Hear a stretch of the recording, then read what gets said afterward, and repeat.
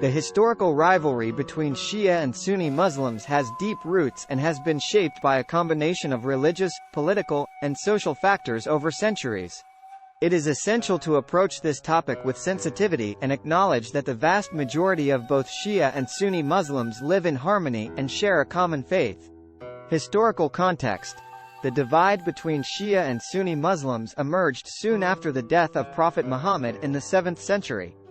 Disagreements arose regarding the rightful successor to lead the Muslim community, leading to the formation of two distinct branches.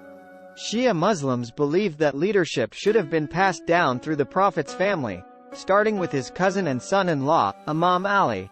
Sunni Muslims, on the other hand, believed in selecting leaders based on consensus within the Muslim community. Political differences. Political power struggles and conflicts throughout history have played a significant role in exacerbating the Shia-Sunni divide. Various ruling dynasties, empires, and caliphates held power at different times, and their policies and biases influenced the treatment of Shia and Sunni communities. This resulted in periods of persecution, discrimination, and marginalization experienced by both groups. Theological and jurisprudential differences. While the core beliefs and principles of Islam are shared between Shia and Sunni Muslims, there are nuanced theological and jurisprudential differences that have developed over time. These differences pertain to interpretations of certain religious texts, the role of religious leaders, and practices such as mourning rituals and commemoration of historical events. Regional and geopolitical factors.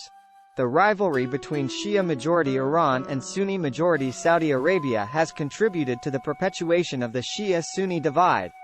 Both countries have historically vied for regional influence and have supported factions and groups that align with their respective sects, further exacerbating tensions and deepening the rift.